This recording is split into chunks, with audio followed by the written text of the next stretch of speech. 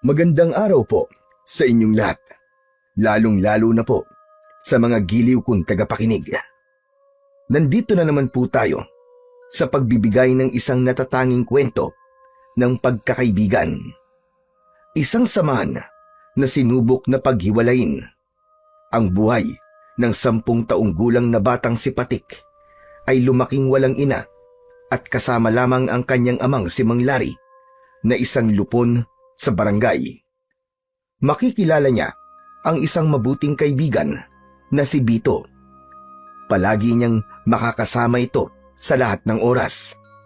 Sa kanilang pagtakas mula sa malupit na ama ni Bito, ay makakakita si Patik ng isang kakaibang hayop na magbibigay sa kanya ng pambihirang kapangyarihan. Ano kaya ang mahalagang papel na gagampanan ni Bito sa buhay ni Patik?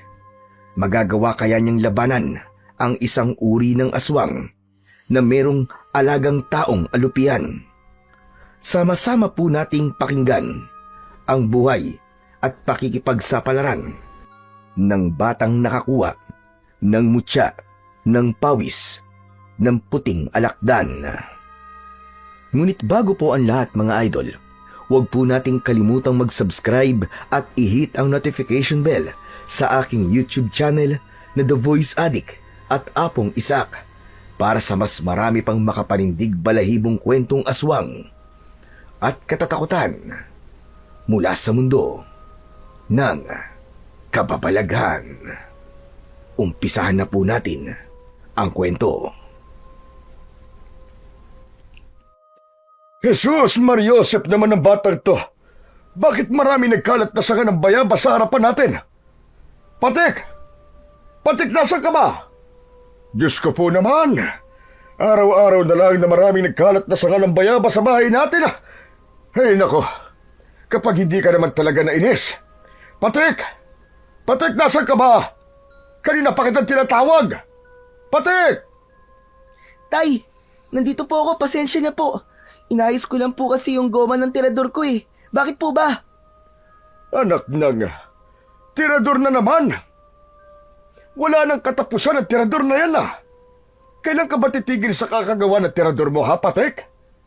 Teka, si Bito na naman ba? Hindi ba't sinabi ko sa'yo na wag mo nang isasama ang batang yon dito sa bahay natin? Bakit hindi ka nakikinig? Pambihira talaga, oo. Alam mo ba, nasinugod na naman ako ng tatay niya at kung ano-ano raw ang itinuturo mo sa anak niya. Kaya raw, hindi na nauutusan sa mga trabahong bahay. Pasensya na po, Mang Larry. Nagpagawa po kasi ako ng tirador kay Patik eh. Pasensya na rin po kung sinugod po kayo ni tatay. Kung ang lahat ng masasakit na salitang sinabi ng tatay mo sa akin ay mabubura ng paghingi mo ng pasensya, aba, matatanggap ko yan. Kaya lang hindi makain eh. Sobrang sama ng mga sinabi ng tatay mo tungkol sa anak ko. Kaya pasensya na rin. Huwag mo nang lalapitan ng anak ko kung maaari lang. Tay, wala naman pong kasalanan si Bito sa ginawa ng tatay niya eh. Wala nga siyang kasalanan, pero siya naman ang dahilan. Hala, sige na, Patek. Ibigay mo na kay Bito ang tirador niya at pauwiin mo na siya sa kanilang bahay. Ayoko na makikita na makikipaglaro ka sa kanya. Naiintindihan mo ba, ha, Patek? Pero tay, si Bito lang po nag-iisa kong kaibigan eh. Wala akong pakialam kung siya na lang ang kaibigan mo sa buong mundo. Yung sinabi ko, yun ang masusunod. Baka hindi mo pa ako nakikita magalit, kaya paalisin mo na siya. Bago pa mandilim ang paningin ko sa'yo, linisin mo na rin ang bahay natin, ang kalat-kalat. Bilis-bilisan mo, bago pa tuluyang mag-init ang ulo ko sa'yo. Huwag na po kayong magalit kay Patik. Ako naman po nagpumilit na igawa niya po ako ng tirador eh. Pasensya na po talaga kayo, Mang Larry. Tama nang kakahigi mo ng pasensya, Bito. Ang gusto ko, umalis ka na rin sa bahay namin nang mapanatag na ang loob ko. Pambihira yan, tatay mo na yan. Akala mo ko sino? Bito, pasensya ka na ha. Sa ibang araw na lang tayo magkita. Huwag ka mag-alala. Tatapusin ko ang tirador mo.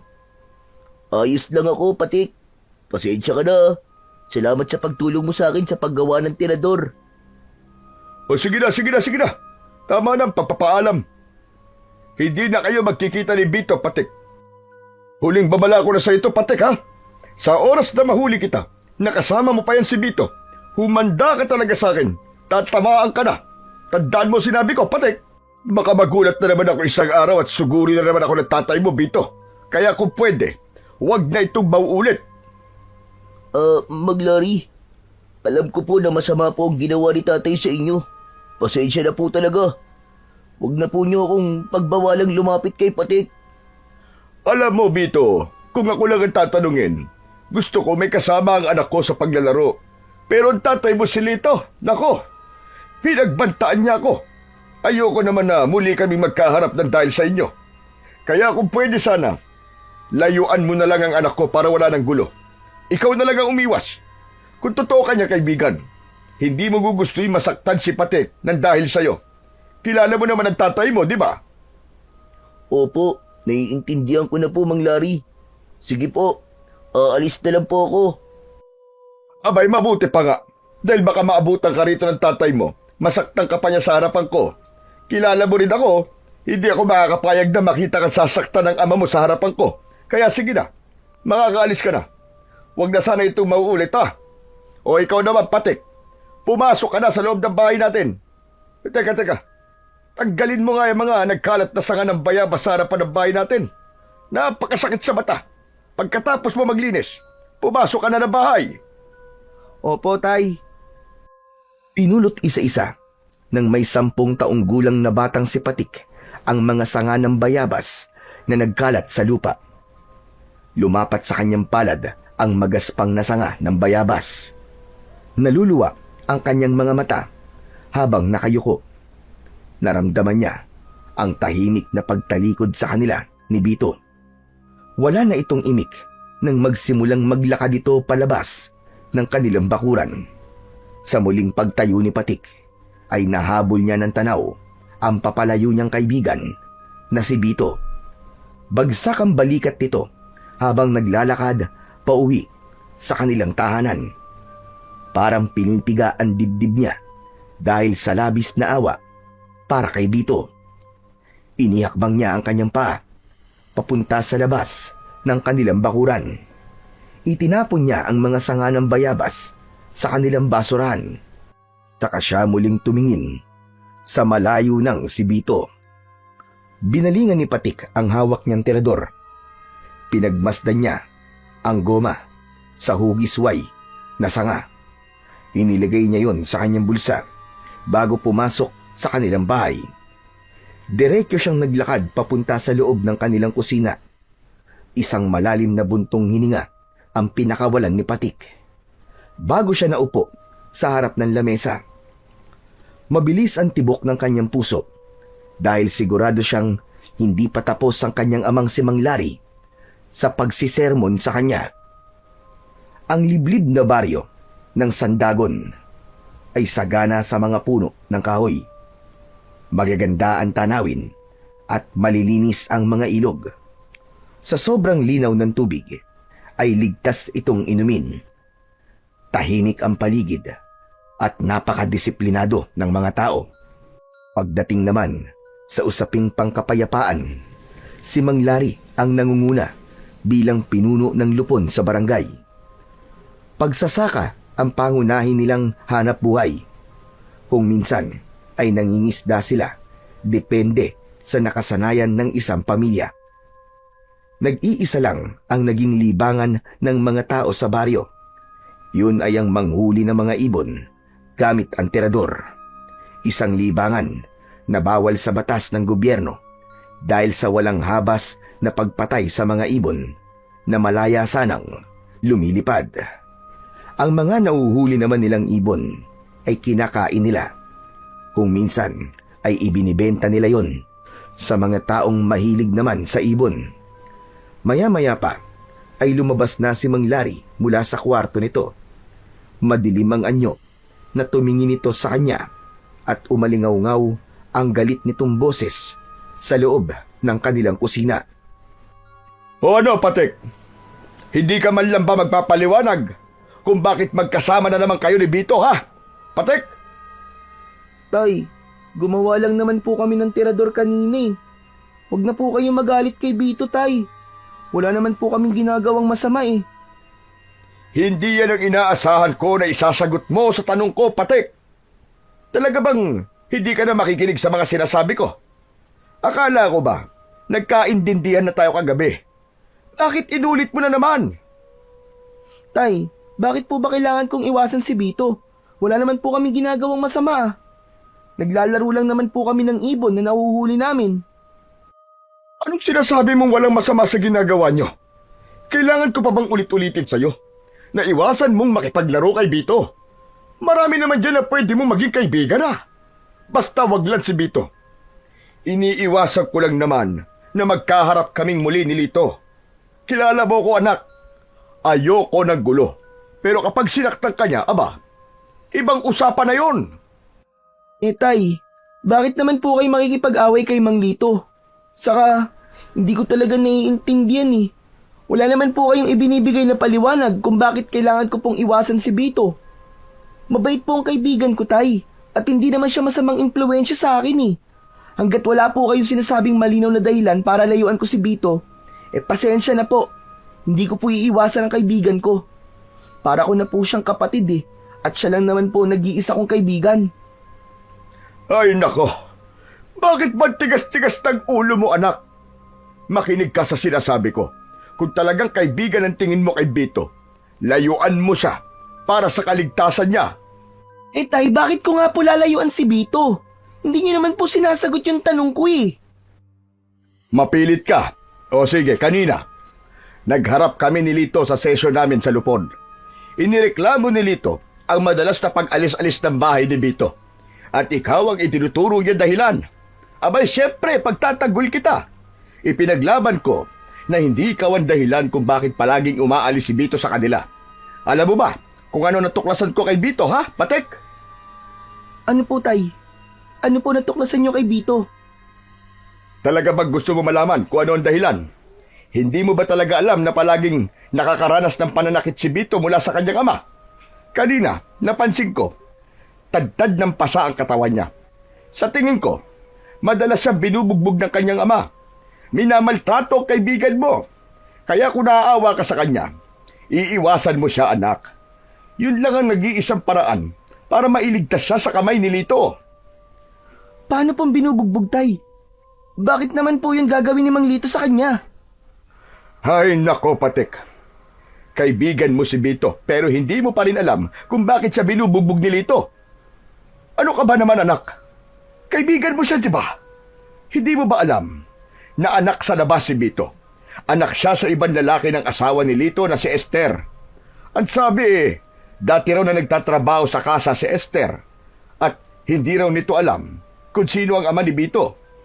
Kaya naman, palaging pinagmamalupitan ni Lito ang kaibigan mo. Ang ipinagtataka ko lang, naglaho na parang bula si Esther. Ang sabi nakipagdanan daw kay Taher. Sumama ito sa bago nitong lalaki. Teka, sandali lang po, Tay. Imposible naman po yun. Bakit naman po iiwan ni Aling Esther si Bito? Saka akala ko po ba, umalis lang po si Aling Esther at nagpunta po sa ibang bansa? Paano niyo po nasabing nakipagtanan po si Aling Esther kay Mang Taher? May nakakita po ba sa kanila, Tay? Ang sabi meron daw nakakita sa kanila. Yun talaga ang balita, anak . Maraming kumakalat na kwento-kwento sa barangay tungkol sa mag-ama. Pati na madalas na pananakit ni Lito sa kanyang anak. Siyempre, lupon ako kaya alam ko kung ano ang kwento ng mga taong nagkaroon ng malaking eskandalo sa kanilang pamilya. Kung pwede nga lang sana, gusto kong ampunin si Bito. Yun talaga ang gusto kong gawin. Kaya lang hindi yun mangyayari hanggat buhay at kasama niya si Lito. Isa pa, matagal nang patay ang nanay mo, hindi ba? Wala akong makakatuwang sa pag-aalaga sa inyo. Ikaw nga lang ang anak ko . Nahihirapan na ako. Kaya po ba palaging malungkot si Bito, Tay? Kawawa naman po pala ang kaibigan ko. Hindi ko po alam na ganun na po pala ang nangyayari sa kanya. Talagang kawawa si Bito, anak. Habang pinagsasalitaan ko siya na masakit kanina, aba, hindi mo lang alam, parang pinipiga ang puso ko sa awa sa kaibigan mo, anak. Isa lang ang pakiusap ko sa'yo.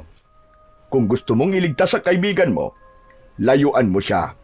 Hanggat maaari, Huwag mo na rin munang kausapin.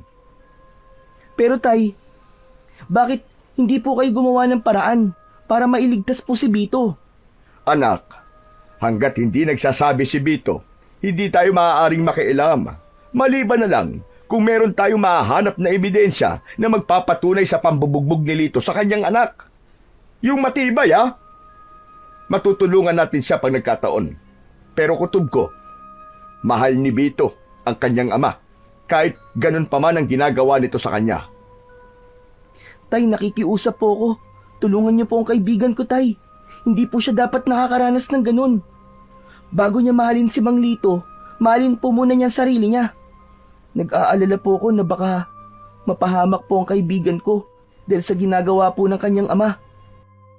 Naluluwa ang mga mata ni Patik nang tumingin siya sa kanyang ama. Bakas din ang awa sa mga mata ni Mang Lari. Yumuko ito at tumingin sa kanyang muka habang ang dalawa nitong palad ay nakapatong sa tigkabilaan niyang balikat. Huwag ka mag-alala. Tutulungan natin si Bito, Patik. Pero simulan mo muna sa pag-iwas sa kanya. Mahal kita, anak. Tayong dalawa na lamang ang magkasama sa buhay. Ayokong maranasan mo ang nararanasan ni Bito. Baka pati ikaw saktan ni Lito Pero tay, pababayaan na lang po ba natin ang nangyayari sa kaibigan ko? Hindi, anak. Hahanap lang tayo ng pagkakataon. Hindi magiging madali ang pagliligtas natin sa kaibigan mo. Aba teka, bakit parang natigilan ka, Patik? Huwag mong sabihing, may balak kang makialam kay Bito. Sinasabi ko na sa'yo, anak, mapapahama ka. Kaya makinig ka sa mga sinasabi ko sa'yo. Wala po akong balak makialam, tay. Meron lang po akong iniisip Bigla po ako nag-alala kay Bito. Kawawa naman po pala talaga siya. Wala na nga po siyang nanay. Mawawalan din po siya ng kaibigan. Anak, kung totoong nag-aalala ka sa kanya, iwasan mo makipag-usap kay Bito. Paulit-ulit ko sinasabi sa'yo. Lalo na yung pagpunta-punta nyo sa kagubatan. Huwag mo na rin siyang isasama para manghuli ng mga ibon. Hanggat maaari, tigilan mo na rin ang paggamit-gamit ng tirador. O kahit ang pagpunta sa gubat. Meron kaming bagong binabantayan na kaso.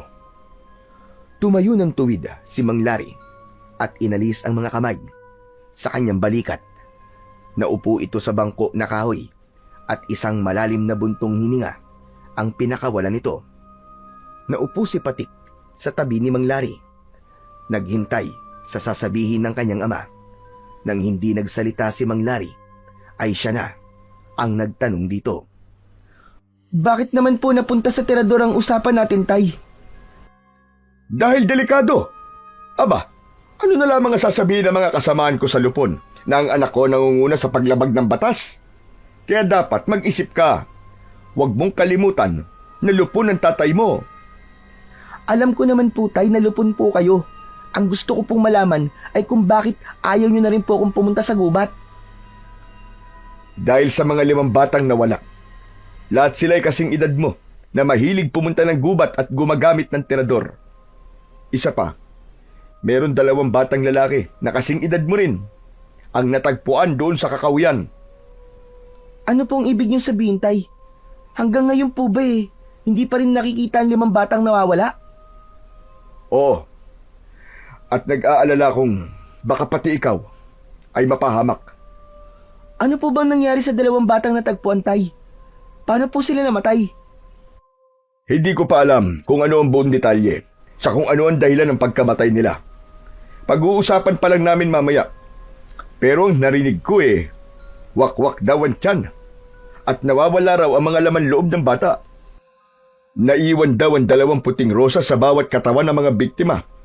Palaisipan pa rin sa amin kung ano ang totoong nangyari sa kanila. Diyos ko, hindi po ba't matagal na pong sakit ng ulo ng mga pulis ang madalas na pagpatay sa mga bata sa baryo natin, tay? Saka lahat po sila ay nilalagyan ng puting rosa sa katawan. Pero wala naman po mga puting rosa sa baryo natin, tay. Paano po nangyari yun? Kaya nga malalaman namin mamaya. Pag-uusapan pa namin ang mga gagawin.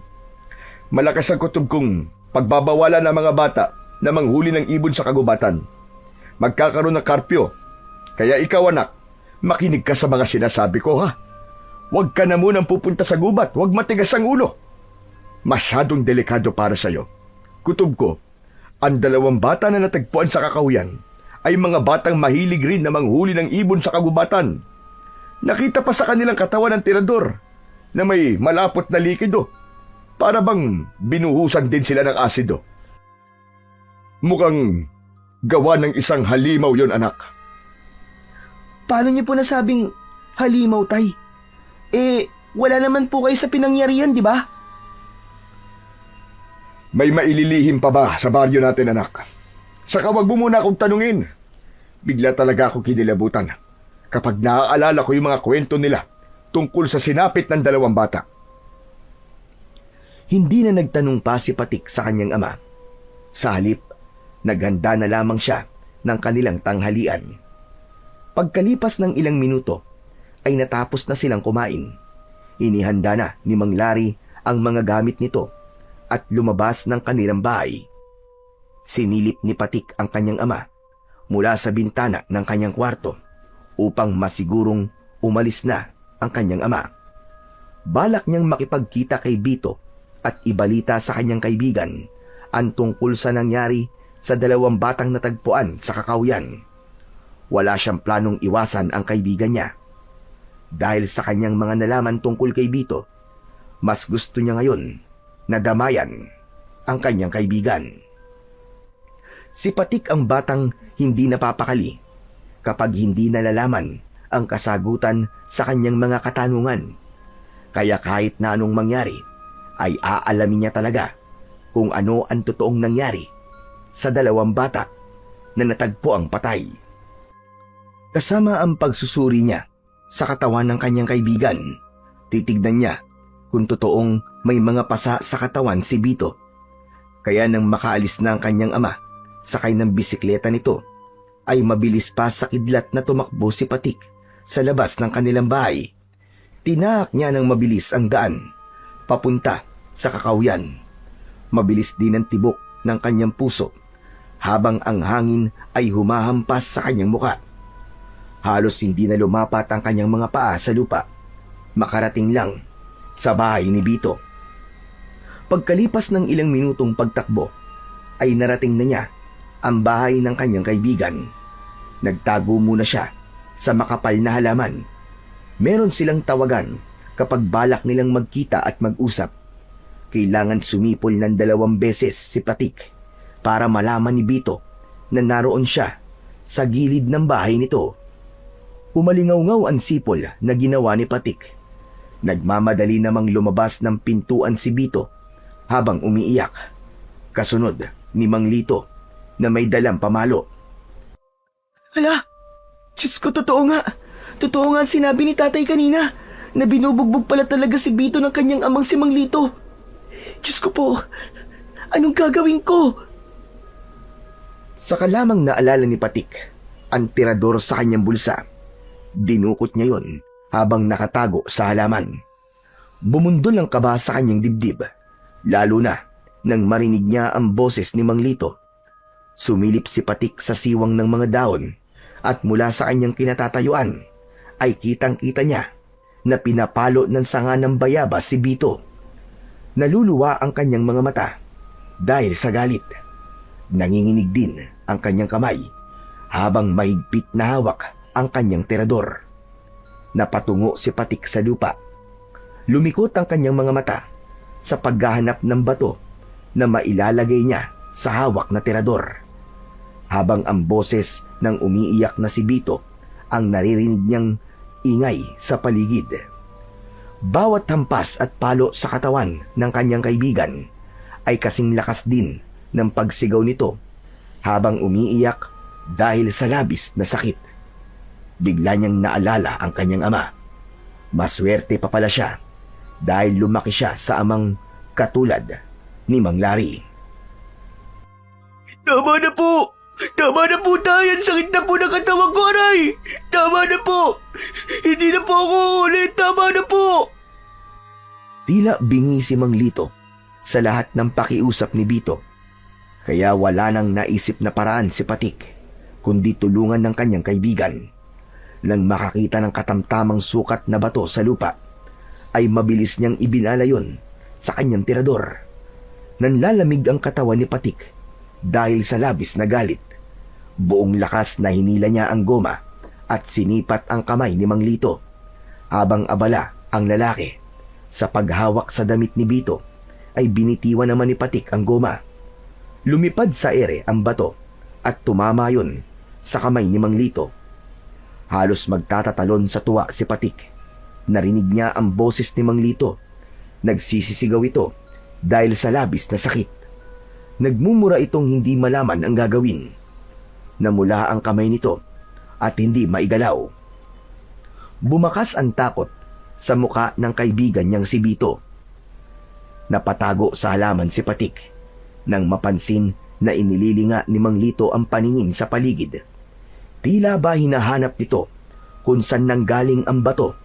Maya-maya pa ay narinig ni Patik na tila sinakal ni Mang Lito ang kaibigan niyang si Bito. Pilit nitong pinaamin kung saan nanggaling ang bato. Bigla nitong naisip na tawagin ang pangalan ni Patik. Para bang sigurado ang lalaki na siya ang may gawa nun. Pumasok ito sa bahay na para bang may kukunin. Kaya naman, sinamantala ni Patik ang pagkakataon. Mabilis siyang tumakbo papalapit sa kinaroroonan ng nakatayong si Bito. Hinawakan niya ang kamay nito at hinila para tumakbo papalayo sa kinaroroonan ng bahay nito. Bilisan mo, Bito! Sumama ka sa akin! Doon tayo magtatago sa tabing ilog! Tara na! Pero, baka makita ka ni tatay. Wala na akong pakialam kahit makita pa ako ni Mang Lito. Tara na! Ang mahalaga, maitakas kita sa mga kamay niya. Alam ko na ang totoong nangyayari sa'yo, Bito. Kaya bilisan mo, para hindi niya malaman kung saan tayo magtatago. Tara na! Halos magpaekis-ekis sa daan ang magkaibigan habang tumatakbo. Pinasok nila ang madilim na bahagi ng kakawyan. Magkahawak ang kanilang mga kamay na tinahak nila ang makipot na daan sa masukal na kakawyan. Pareho silang humihingal habang tumatakbo. Kasunod ng malakas na sigaw ni Mang Lito na may himig ng pagbabanta. Ngunit hindi natinag ang magkaibigan. Hindi sila tumigil sa ginagawa nilang pagtakbo.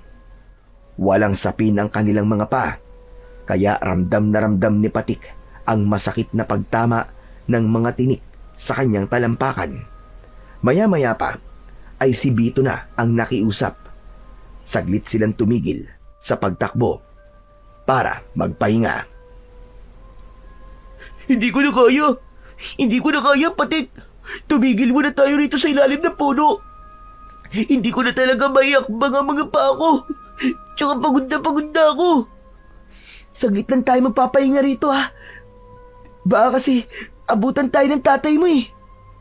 Bakit mo ba ako tinulungan? Mapapagalitan ka na naman ni Mang Larry niyan eh. Wala na akong pakialam kahit magalit pa si tatay. Pero, bakit hindi mo sinabi sa akin to? Bakit nagsinungaling ka sa akin? Hindi ko alam na ang mga pasamos sa katawan ay galing na pala sa pananakit ng tatay mo sa'yo. Dahil ayaw kong makulong si tatay. Hindi ko kaya mawala si tatay, Patik. Pambihira ka naman, oo. Ayaw mo nga siya mawala, pero baka ikaw naman ang maunang mamatay sa tatay mo. Sige ka, maagap na magbubukas ang pintuan ng kamatayan mo. Kapag hindi ka gumawa ng paraan para iligtas ang buhay mo. Anong gagawin ko, Patik? Pagbali-baliktarin ko man ang mundo, siya pa rin ang tatay ko. Siya ang bumuhay sa akin. Huwag kang tanga, Bito. Alam mong hindi mo siya tunay na ama. Papatayin ka niya at wala siyang pakialam kung mamatay ka. Dahil hindi ka naman niya kadugo eh. Isa pa, kahit kailan ay hindi ka niya minahal. Kaya gumising ka na sa katotohanan. Iwanan mo na si Mang Lito. Patik, kung kaya ko lang naiwanan si tatay, matagal ko na yung ginawa. Kaso, hindi ko kaya mawala siya eh. Mahal ko si tatay, Patik. Hindi na nakapagsalita si Patik sa huling sinabi ni Bito. Napatingin siya sa mukha nito habang nakaupo sa ugat ng puno. Biglang gumalaw ang balikat ng kanyang kaibigan. Napansin niya na umiiyak na pala ito. Hindi niya namalayan na tumutulo na rin pala ang luha niya sa kanyang mga mata. Pakiramdam niya ay siya ang nasa kalagayan ng kaibigan niyang si Bito. Wala nang nagawa si Patik, kundi ang ipatong ang kaliwa niyang kamay sa balikat nito at ipadama niya na nandoon lamang siya bilang kaibigan nito. Huwag ka nang umiyak, Bito. Hindi naman habang buhay nasa ganyang kan sitwasyon. Tandaan mo, Bito, para na kitang kapatid at nasasaktan din ako sa nangyayari sa'yo. Teka, ang mabuti pa kaya dito na lamang muna tayo magpalipas ng oras. Sasamahan kitang umuwi sa inyo, pero kailangan na muna nating palipasin ang galit ni Mang Lito. Natitiyak kong galit na galit siya sa nangyari sa kanyang kamay. Hindi mo dapat ginawa yun, Patik. Mas matatanggap ko ang pananakit ni tatay sa akin kasi sanay na ako eh.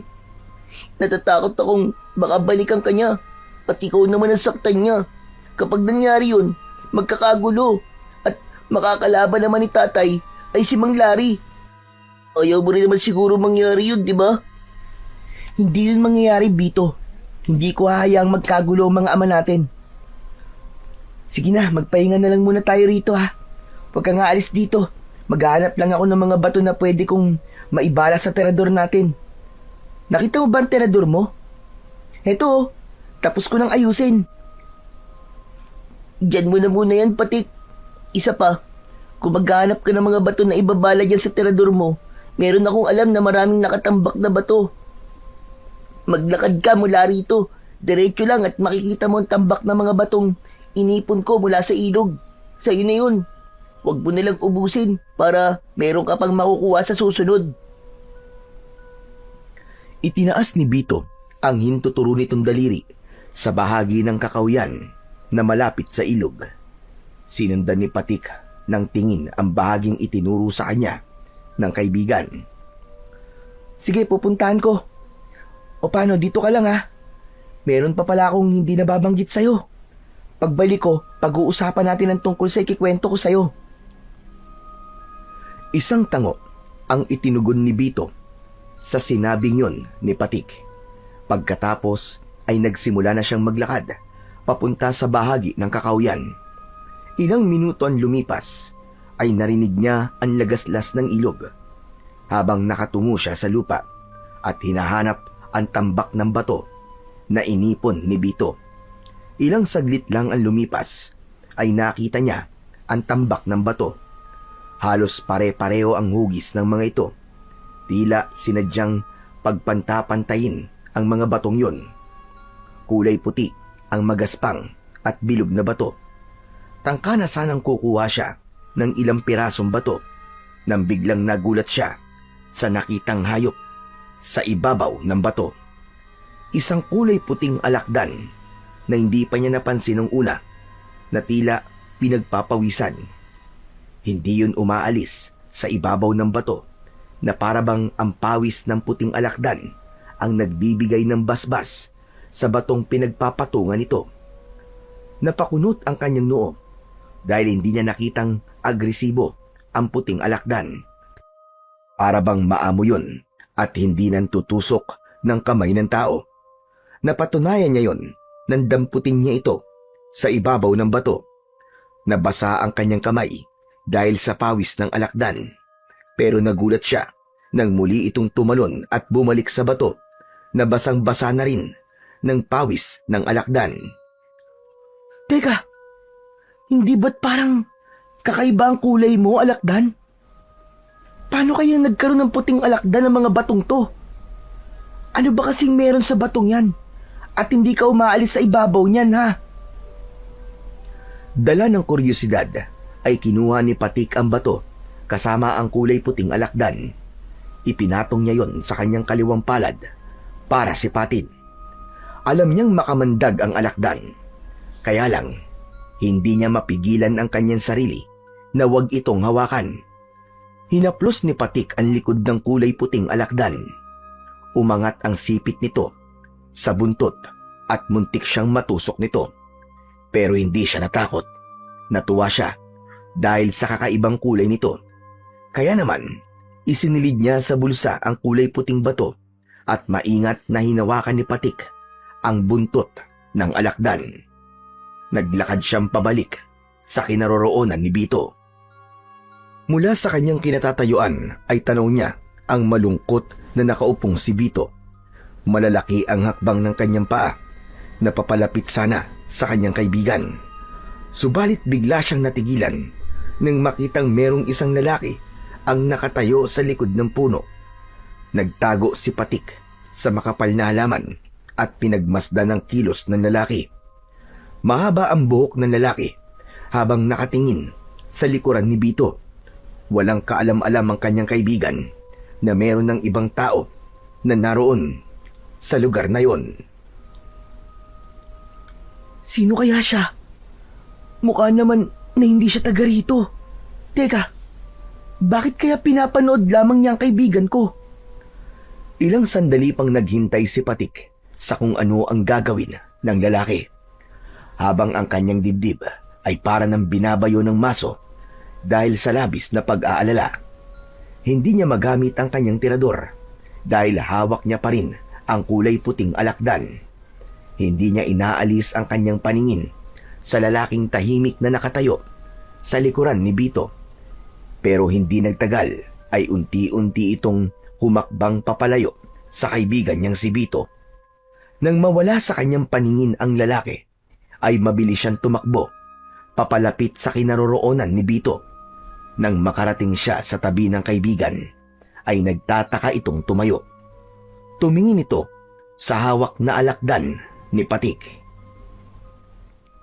Patik, bakit may hawak ang puting alakdan? Hindi yun ang mahalaga sa ngayon, Bito.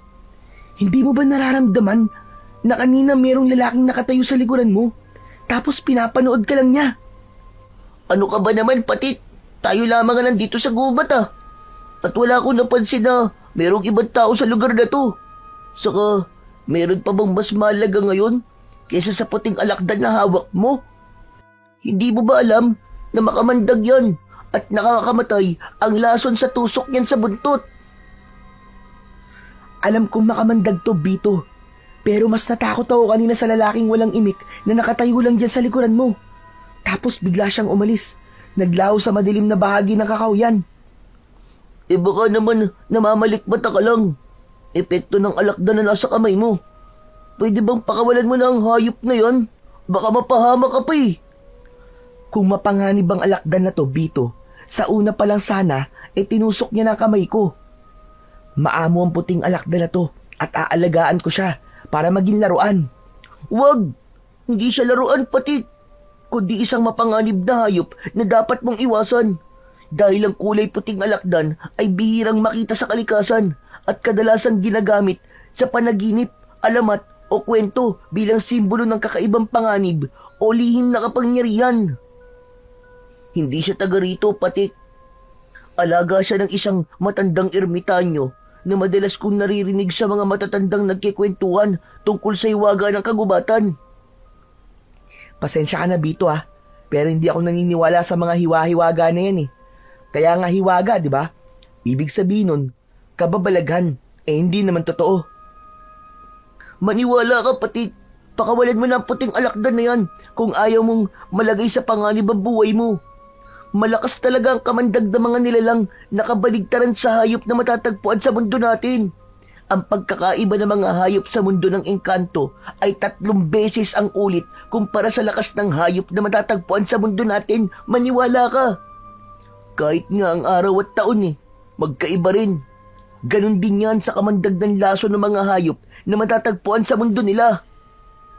Sa tono ng pananalita mo, parang gusto mong paniwalaan ko na totoo ang mundo ng mga engkanto Gaano ba katindi ang kamandag ng isang kulay puting alakdan? Ang kamandag ng alakdan ay binubuo ng komplikadong protina na umaatake sa nervous system natin.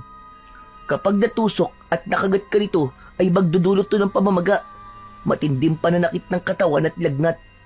Pero kapag puting alakdan na nakatusok sa iyong katawan, magkikikisay ang katawan mo at titirik ang iyong mga mata hanggang sa hindi mo na makontrol ang pagbula ng bibig mo. At kahit buhay ka pa, ay parang merong kang asido sa katawan na unti-unting tumutunaw sa iyong laman loob. Bigla naman ako natakot sa sinabi mo. Kaya maniwala ka sa sinasabi ko. Hindi kita hayaan na mapahamak. Kung sa bagay, mabuti na rin yung paniniwalaan ko ang sinasabi mo, Bito. Kaya lang, hindi naman niya talaga ako sinasaktan eh. Teka, mabuti pa kaya umuwi na lang muna tayo at aalagaan ko na lamang muna tong alakdan. Para kasing gusto ko siyang alagaan eh. Ano ba ang pwede kong magamit para mapigilan ng laso ng kamandag niya kung sakaling tusukin niya ako ng buntot niya? Pabira ka naman talaga, oo. Ang tigas ng ulo mo. Talaga bang hahangarin mo pang matusok ka ng puting alakdan? Bago ka makinig sa akin, ha? Pagkatapos ko sabihin sa yung epekto ng kamandag ng alakdan, aalagaan mo pa rin talaga siya? Ano ka ba? Bakit naman hindi? Teka, hindi mo ba alam kung ano ang kontra sa kamandag niya? Ang alam ko batong puti ng huling pinagtuyuan ng kanyang pawis. Yun ang mabisang gamot at kontra sa kanyang kamandag. Konti lang ang alam ko tungkol sa batong puti na sinasabing mutya ng pawis ng puting alakdan. Si Lolo Gastor na albularyong hilot ang nakakaalam sa ibang mga detalye tungkol sa mutya. Tama nga. Meron akong nakuwang kulay puting bato sa ilalim ng alakdan na to. Sandali, nasa bulsa ko yun eh. Dinukot ng kaliwang kamay ni Patik ang kanyang bulsa habang ang kulay puting alakdan ay nanatili sa kanyang kaliwang palad. Ipinakita niya kay Bito ang kulay puting bato. Nanlaki ang mga mata ni Bito at bumakas ang pagtataka sa mukha nito. Teka, sigurado ka bang yan ang bato ng mutya ng pawis ng puting alakdan? Oo, ito nga yun, sigurado ko. Basa nga to ng pawis kanini. Kaya simula ngayon, ako na ang mag-aalaga sa kanya. Muling ibinalik ni Patik ang bato sa kanyang bulsa at masayang napatitig sa puting alakdan na parang nakatulog na sa kanyang palad. Maya-maya pa ay biglang nagsalita si Bito. Teka. Ano nga ba ulit yung gusto mong sabihin sa akin kanina bago ka umalis? Biglang naalala ni Patik ang totoong pakay niya kay Bito, kaya niya naisipang puntahan ito. Balak niyang humingi ng tulong sa kaibigan na alaminan tungkol sa dalawang bata na natagpo ang patay sa Kakahuyan. Oo nga pala, munti ko na makalimutan. Nabalitaan mo na ba ang tungkol sa dalawang batang nakitang patay sa Kakahuyan? Oo, nabalitaan ko, Patik. Ang totoo, si tatay ang unang nakakita sa dalawang batang namatay.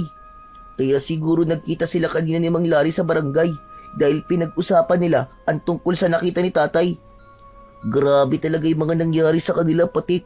Nawawala ang kanilang laman loob at meron tig-isang kulay puting rosa sa kanilang dibdib. Para bang sinadyang ilagay yun sa katawan ng mga to?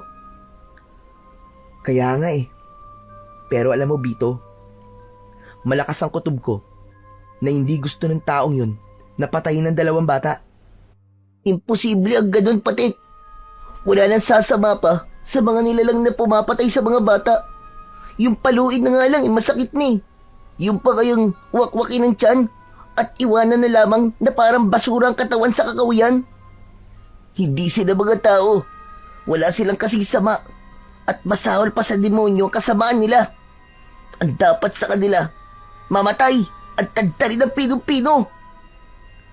Bakit? Sigurado na bang tao may gawa nun sa kanila, Bito? Sa tingin kasi ni tatay, halimaw. Halimaw na merong maraming paa ang pumatay sa kanila. Hindi nga sila tao, Patik, kundi isang mabangis na halimaw na kayang lumapa sa katawan ng mga batang walang kalaban-laban. Ang mabuti pa kaya, makipagkita tayo kay Lolo Gastor. Teka, sandali lang. Hindi ba't nakatira yung sa gitna ng kagubatan? Baka naman maligaw tayo sa pagpunta ron at hindi na tayo makabalik pa sa pamilya natin. Ano ka ba naman, Patik? Huwag kang mag-isip na maliligaw tayo sa gubat. Madalas tayong pumupunta rito at halos nalibot na natin ang buong kagubatan. Mahalagang sadya natin kay Lolo Gastor. Saka, masasagot niya ang tanong natin tungkol sa puting alakdan at sa rosas na madalas na nakukuha sa katawan ng mga batang natatagpo ang patay. Nakakapag-alala lang dahil halos lahat ng mga nabibiktima ay kasing edad lamang natin. Baka isang araw tayong dalawa na ang makitang patay sa Kakahuyan. Pambihira ka naman, no? Ayoko pang mamatay, no? Isa pa, marami pa tayong mararanasan na sarap ng buhay. Ang mahalaga ay hindi natin hinahangad na mamatay ng maaga. Teka, paano tong alakdan sa kamay ko? Ipatong mo na lang siya sa balikat mo habang naglalakad tayo. Tutal, kanina mo pa naman hawak yan kaya natitiyak kong hindi talaga siya matapang. Kutob ko pa nga. Nakatakda talaga siya para sa'yo. Tama na nga yung kutob-kutob na yan. Ngayon ko na nga lang nalaman na marami ka palang alam kumpara sa akin. O paano? Tara na, puntahan na natin si Lolo Gastor. Pagkatapos magkasundo ng magkaibigan, ay naglakad sila paalis sa lugar na yon. Binasok nila ang madilim na bahagi ng kakawyan. Inakyat nila ang mga burol at tinawid ang 2 ilog papunta sa bahay ni Lolo Gastor. Matatagpuan ang bahay ng matandang albularyo sa pusod ng kagubatan. Halos kapusin sila ng hininga dahil sa malayo nilang paglalakad. Pagkalipas ng ilang oras ay napansin ni Patik na medyo madilim ang bahaging yun ng kakawyan. Kaya naman, hindi niya maiwasan ang bigla na lamang kilabutan. Ngunit nagpatuloy sa paglalakad ang dalawa, habang ang maririnig na ingay lamang sa paligid ay ang mga huni ng mga ibon na nakadapo sa sanga ng mga puno. Habang binabagtas nila ang daan sa gitnang kakawyan, ay panayan lingon ni Patik sa hulihan ng kanilang nilalakaran. Pakiramdam niya ay may mga nilalang na nakasunod sa kanila. Kaya mas lalo niyang binilisan ang pagakbang ng kanyang mga paa. Naunahan pa niya sa paglalakad si Bito na kanina pang hindi nagsasalita habang naglalakad. May pagkakataon pa na natitisod siya sa mga nakausling kahoy sa daan. Dahil sa sobrang pagmamadali, nag-alala siya na baka nakasunod sa kanila ang taong pumapatay ng mga bata at sila naman ang sunod na biktimahin ng nilalang. Bito, wala ka bang nararamdaman sa paligid natin? Para kasing kanina pang may nakasunod sa atin. Saglit na tumigil si Bito sa paglalakad at humarap ito sa nag-aalalang si Patik. Nang tumahimik ang paligid at nawala ang ingay mula sa kanilang yabag, ay sigurado si Patik na merong yabag na naiwan at hindi sa kanila yun. Kaya dalawa na sila ni Bito na nagpalinga-linga sa paligid na parabang may hinahanap. Tama ka, Patik. Meron nga nakasunod sa atin kanina pa. Bigla tuloy akong kinabahan, Bito. Ano kaya kung umuwi na lang tayo sa bahay? Mas mahirap kung aabutan tayo ng gabi sa daan. Pero ngayon pa ba tayo uuwi? 1 oras na tayo naglalakad. Hayaan mo na. At baka mga hayop lamang na panggubat ang sumusunod sa atin. Nagsimulang humakbang sina Bito at Patik, ngunit ang kaluskos ng yabag na kanilang naririnig ay papalapit ng papalapit. Tila nanggagaling yon sa maraming paa na hindi mapakali sa paglalakad. Dahil sa nililikhang ingay ng tuyong daon mula sa ilalim ng paa ng nilalang na nakasunod sa kanila, ay biglang ginapangan ng takot sa katawan ang magkaibigan. Nagulat din si Patik nang makita ang puting alakdan na parang nagising sa kakaibang ingay sa paligid. Masama to, Patik. Hindi na rin mapakali ang puting alakdan. Bakit? Ano bang ibig sabihin kung balisa ang puting alakdan? Ibig sabihin ay may kakaibang nilalang na nasa paligid natin at nagmamatsyag sa galaw natin. Teka, huy Bito, wala namang ganyanan. Kanina pa nga ako natatakot. Huwag mo naman akong biruin ng ganyan. Hindi ako nagbibiro, Patik. Sigurado akong may kasama tayo sa gubat na to. Mas lalong nagmadali ang magkaibigan sa paglinga sa paligid. Hindi sila umaalis sa kanilang kinatatayuan at pinakiramdaman ang bawat kaluskos na maririnig sa paligid. Subalit wala silang napapansin na nilalang na nasa paligid nila. Maya-maya pa ay biglang umalingasaw ang mabahong singaw ng hangin na parabang nabubulok na laman ng hayop. kasunod ng pagpatak ng malapot na likido sa kanyang ulo. Nahaplos ni Patik ang kanyang ulo at naramdaman niya ang madulas at malagkit na basa sa kanyang buhok. Gusto niyang sumigaw. Gusto niyang bilisan ang pagtingin sa pinagmumulan ng likido na tumutulo sa kanyang ulo. Bito? Bito? Sa itaas ng puno tumingin ka. Parang may... Patik! May taong kalupian! Ah! Takbo na! Hindi na pinagkaabalahan ni Patik na tignan ang nakita ni Bito sa itaas ng puno. Maliwanag na isang nilalang yon na may nakakatakot na itsura. Nang tumakbo sila sa kakauyan, lumingon si Patik sa hulihan ng kanilang daan. Nakita niya ang umaalon-alon na katawan ng taong alupihan na humahabol sa kanila ng kaibigan niyang si Bito. Sa tingin niya ay isa itong uri ng alupihan na may nakakamatay na lason na madalas ay ipinangtatapat sa kamandag ng isang alakdan. Halos hindi sumayad ang mga paa ni Patik sa lupa. Ganon din si Bito na nanlalaki pa ang mga mata sa pagtakbo. Hindi rin pinansin ni Patik ang puting alakdan na nasa kanyang katawan. Ang mahalaga ay makatakas sila sa humahabol na taong alupian sa kanila. Ngunit hindi napansin ni Patik ang batong nakaharang sa kanyang dadaanan. Kaya naman, natisod siya sa bato at bumagsak siya ng pasadsad sa lupa. Malayo na ang agwat sa kanya ni Bito nang tumigil ito sa pagtakbo, habang ang taong alupihan naman ay nakangising nakatingin kay Patik. Tumutulo ang malapot nitong laway na may kasama pang dugo mula sa nilalang na kinain ito. Lumitaw ang malalagari nitong mga ngipin. Kulay itim yun na parabang nabubulok na kahoy. Kitang-kita niya ang 100 nitong mga paa na nakalapat sa lupa, habang ang ingay ng kaluskos mula sa paa nito ay nagpabingi sa takot na si Patik. Layuan mo ang kaibigan ko! Halimaw ka! Huwag mo kaming papatayin! Lumapit sa kinaroroonan ni Patik si Bito para humarang sa nilalang na handa nang umatake kay Patik. Iwinasiwas ni Bito ang nahawakan nitong sanga ng puno para hindi makalapit ang nilalang. Nang mga sandaling yun ay natulala si Patik. Hinayaan niyang si Bito ang humarap sa aswang. Hindi siya makagalaw at tila ba hinihintay na lamang niya na lumapit sa kanya ang halimaw.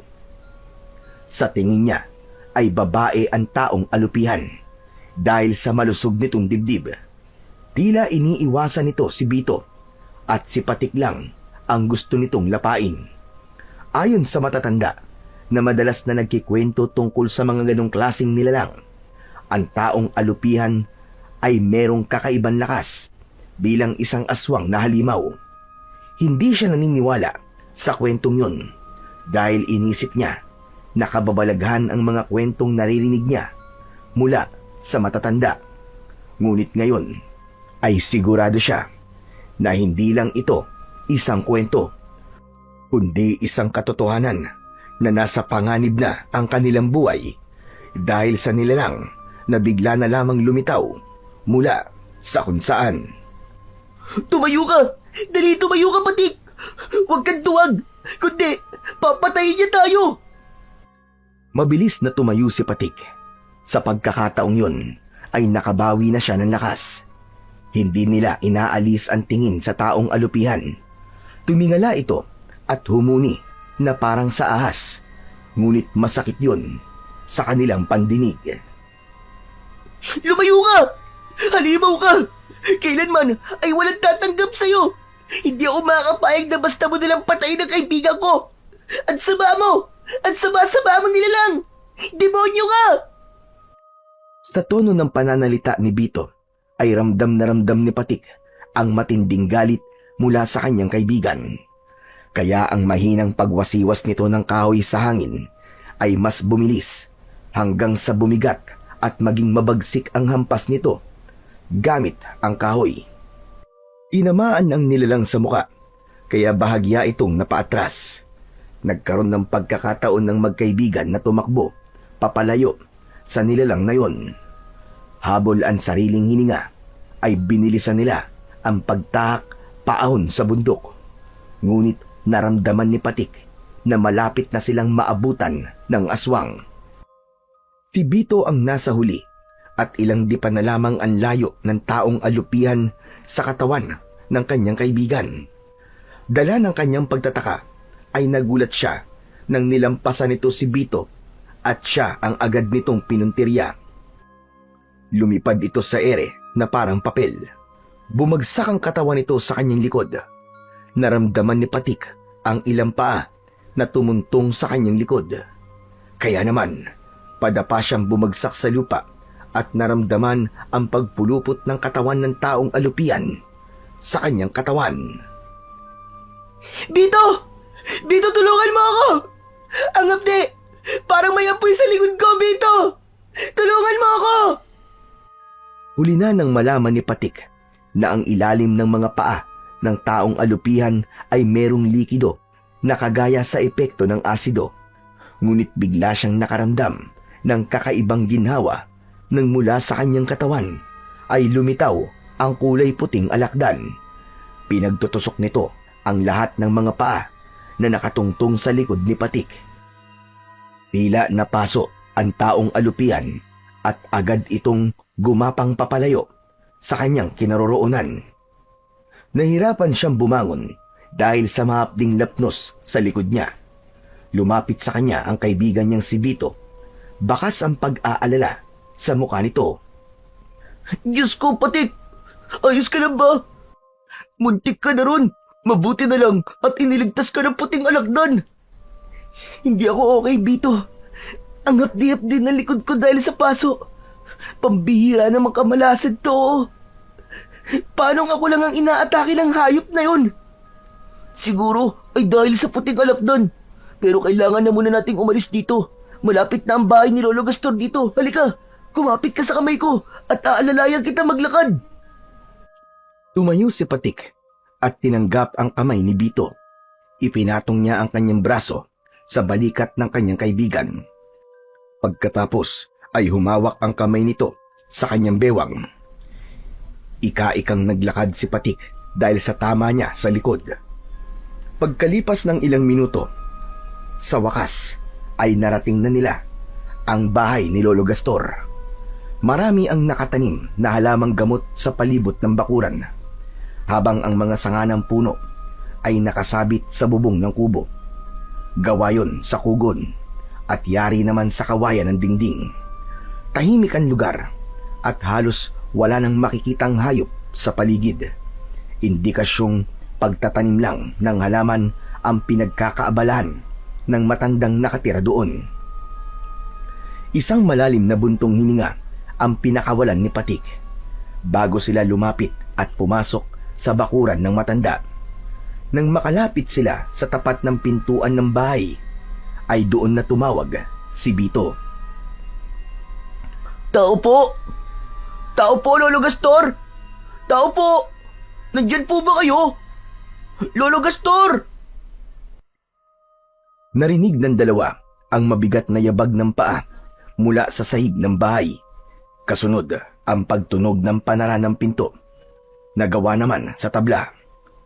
Bumukas ang pintuan at sumilip ang isang payat na matandang lalaki. Sa tingin niya ay yun na si Lolo Gastor. Payat ang matanda at mahaba ang buhok. Kapansin-pansin ang kulay kayumangging mga mata ng matanda. Bakit kayo tumatawag? Ano ang kailangan nyo? Lolo Gastor, tulungan niyo po kaibigan ko. May sugat po siya. Gamutin niyo po siya. Sugat ba ka mo? Abay, sino naman ang may gawa? Isang taong alupian po. Napaso po siya ng malaasid ang paa ng halimaw na yun.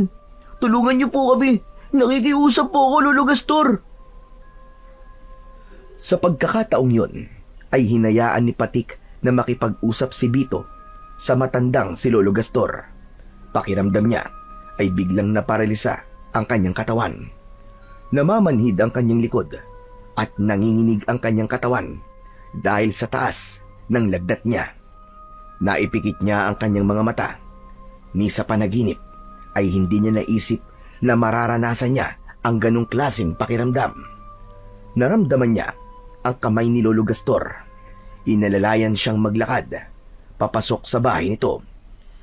Ni hindi niya magawang tignan ang itsura ng bahay na pinagdalhan sa kanya. Para siyang unti-unting nanghihina at ayaw gumalaw ng kanyang paa para maihakbang. Maya-maya pa ay naramdaman niya ang matigas na katre sa kanyang tiyan at dibdib. Padapang lumapat ang kanyang tiyan at dibdib sa banig na gawa sa abaka. Naamoy niya ang insenso't kamangyan, pati na ang langis na inihaplas ng matanda sa kanyang likuran. Pero nagulat ang matanda sa biglang paglitaw ng puting alakdan sa balikat ni Patik. Kung ganun pala, siya ang napili ng puting alakdan, Bito. Opo, sa kanya po nagpakita ang kulay puting alakdan na dati na ninyong ikinikwento sa akin. Kung ganun, ay palatandaan ito ng muling paglitaw ng kulay puting rosas sa mga bangkay ng mga batang may edad 10 taong gulang. Masama ito dahil pahiwatig ito ng muling pagsalakay ng diwatang isinumpa ng kalikasan. Ang nilalang na hindi matahimik at punong-puno ng inggit sa katawan. Gustong magtanong ni Patik kung ano ang ibig sabihin ng mga pinag-uusapan ng dalawang taong nasa tabi niya. Pero hindi niya magawa dahil sa paninigas ng kanyang panga. Mas nangibabaw ang katahimikan ng dalawa. Biglang pumasok sa isip ni Patik ang mga ibinilin sa kanya ng kanyang amang si Mang Larry. Hindi siya nakinig dito. Pumunta pa rin siya sa kagubatan.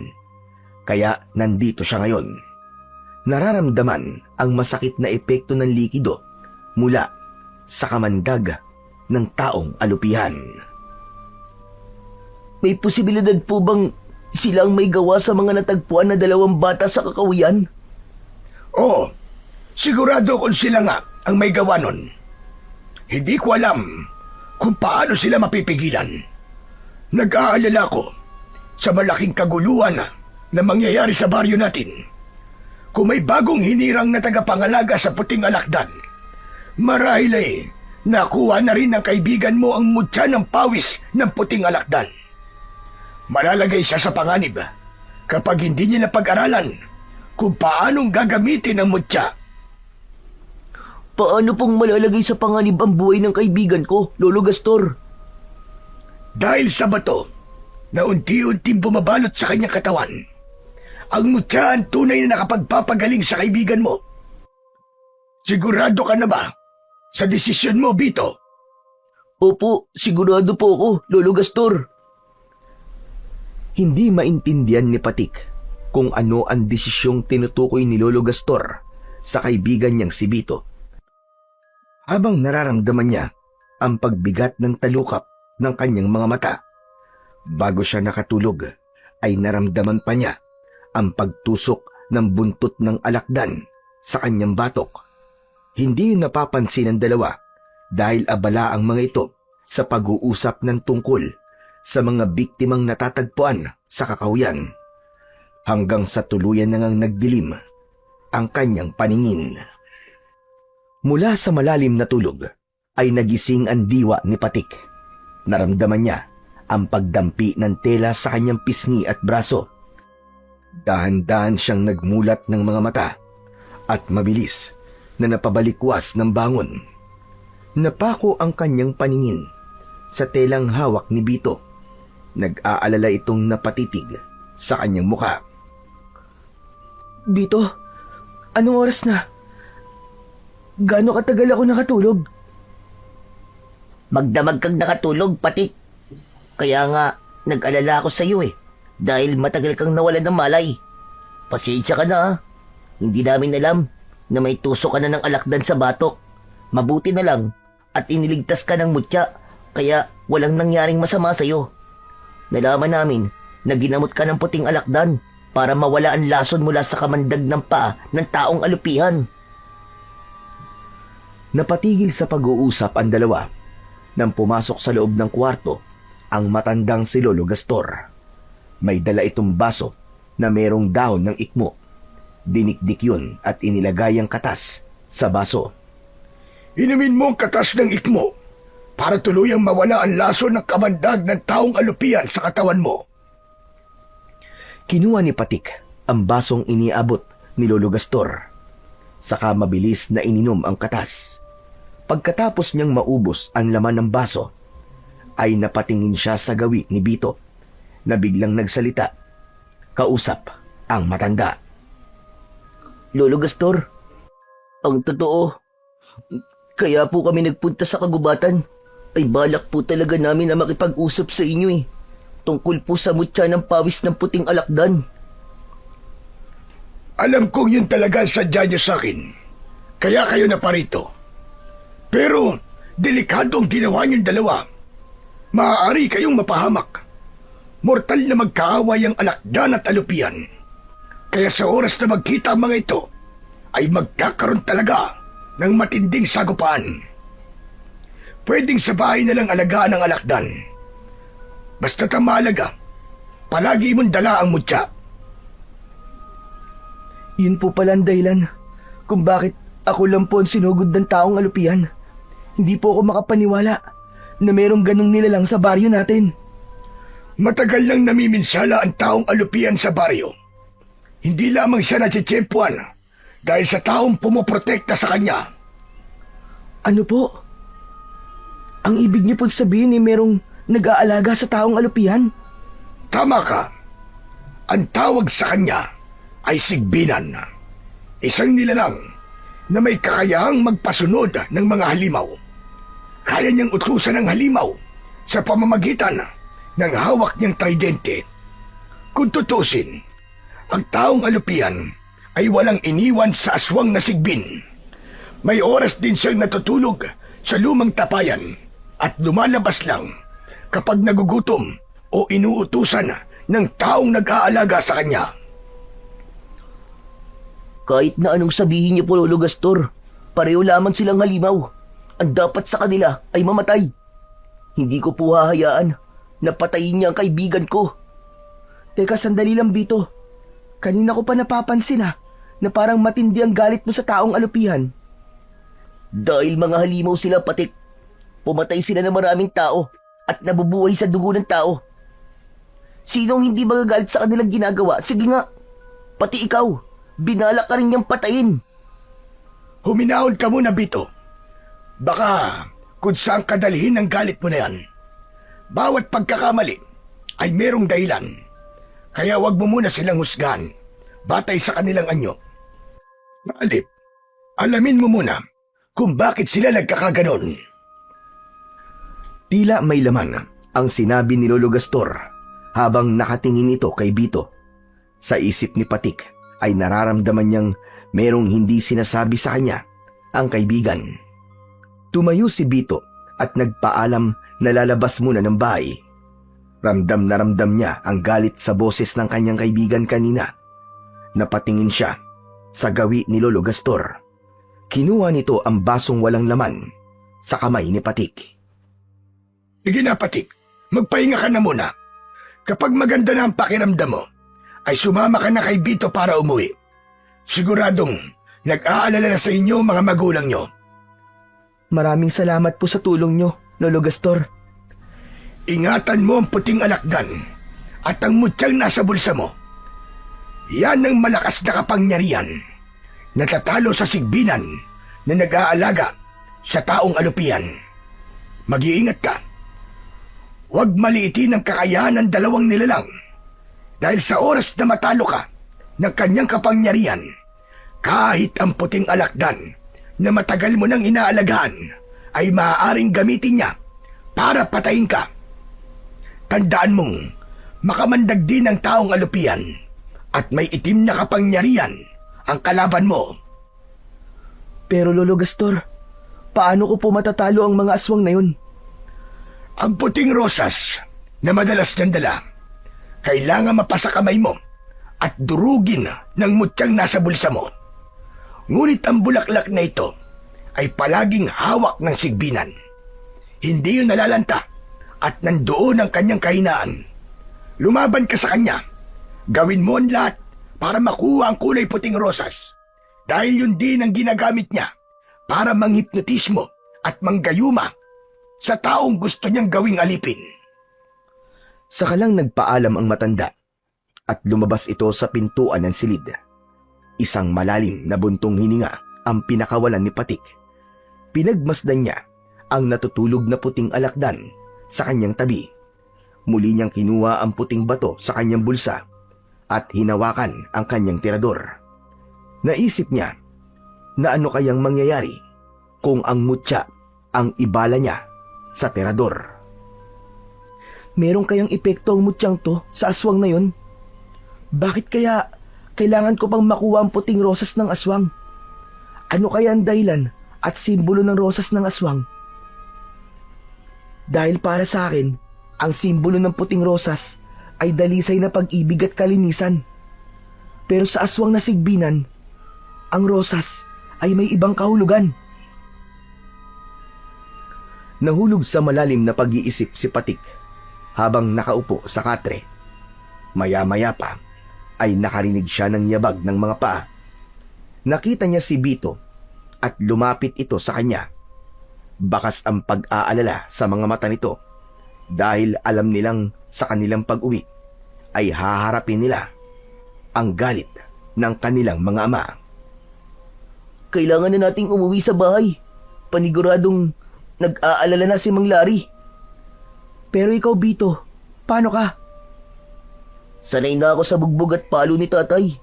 Kaya wag mo na akong alalahanin. Ang ikinakatakot ko lang ay baka madamay na naman kayo sa galit ng tatay ko. Ano kaya, Bito, kung wag ka na lang munang umuwi sa inyo? Total naman hindi naman siya nag-aalala sa'yo Baka nga matuwa pa yun kapag nawala ka Patit, kahit ganun si tatay, hindi ko kayang gawin ang sinasabi mo sa kanya. Umaasa pa rin akong magbabago si tatay, kahit hindi niya ako kadugo. Isang malalim na buntong hininga ang pinakawalan ni Patik bago siya tumayo at kinuha ang alakdan. Kasunod ang pagkuha niya sa tirador at isinuot niya yon sa kanyang leeg. Paglabas nila ng kwarto ay nadatnan nila ang matanda na nagtatanim ng mga halamang gamot. Tumayo si Lolo Gastor nang maramdaman nito ang presensya nila. O ano? Ngayon na ba ang alis nyo? Opo, Lolo Gastor. Marami pong salamat sa tulong niyo sa amin, ha? Ako rin po, Lolo Gastor. Nagpapasalamat din po ako sa panggagamot niyo po sa sugat ko. Hindi ako ang gumamot sa likod mo, Patik, kundi ang alaga mong alakdan. Maswerte ka at napunta yan sa'yo. O hala, sige na. Umalis na kayo. Dito na kayo dumaan sa likod ng bahay ko para siguradong ligtas kayong makakauwi sa bahay nyo. Itinuro ng matanda ang malinis na daan papunta sa kakahuyan. Sadyang daan yon para sa mga taong pumupunta sa bahay ng matanda para magpagamot. Mabilis ang kanilang paglalakad na tinahak ang daan pauwi sa kanilang bahay. Pagkalipas ng isang oras ay narating nila ang kanilang bahay. Naunang umuwi si Bito, panghuli naman si Patik na nag-aalala kung papasok ba o hindi sa bahay nila. Nagulat na lamang siya nang biglang may humablot sa kanyang braso. Itinulak siya nito at bumagsak siya sa lupa. Naramdaman niyang nahulog ang kulay puting alakdan mula sa kanyang balikat. Napatukod ang kanyang kamay sa lupa at nagtatakang napatingin sa madalim na anyo ni Mang Lito. Sandali lang po, Manlito. Bakit po ba kayo nananakit? Magpasalamat pa nga po kayo at iniligtas ko ang anak nyo sa kalupitan nyo. Hindi na po talaga makatao ang pagpaparusa nyo kay Bito. Para kayong hindi tao sa ginagawa nyo sa kaibigan ko. Sayang ang pagmamahal niya sa inyo. Hindi pinakinggan ni Mang Lito ang sinabi sa kanya ni Patik. Dinuro siya nito sa muka. Halos magwala ito sa galit habang hinahanap ang anak. Nang dahil sa malakas na boses ni Mang Lito, ay narinig yun ng kanyang ama na si Mang Larry. Mula sa bintana ng silid nito ay tumalon ng kanyang ama at sumugod sa kinaroroonan ni Mang Lito. Magkakasunod na suntok ang dumapo sa muka ni Mang Lito. Bumagsak ito sa lupa habang nagmumura sa galit. Hindi pa nasiyahan ang kanyang ama. Umibabaw ito sa tiyan ni Mang Lito. Pinaulanan ulit ito ng suntok ang muka ni Mang Lito na nagpupumilit bumangon para makawala sa galit na si Mang Lari. Ngayon lang nakita ni Patik na nagalit ng ganun ang kanyang ama. Kaya tumayo siya at lumapit sa kanyang ama para pigilan ito sa pambubugbog nito kay Mang Lito. Tay! Tama na po! Tama na, Tay! Baka mapatay niyo po si Mang Lito! Bitiwan mo ako! Papatayin ko talaga ang hayop na to! Bata lang ang kaya niya saktan! Ngayon, sige! Lumabang ka sa aking hayop ka! Papatayin kita! Tama na po, Tay! Pakawalan niyo na po si Mang Lito! Tay, tama na po! Nakikiusap ako! Saka lang tumigil sa pagsuntok si Mang Lari sa nakahigang si Mang Lito. Pumutok ang labi nito at may dugong umagos sa bibig ni Mang Lito.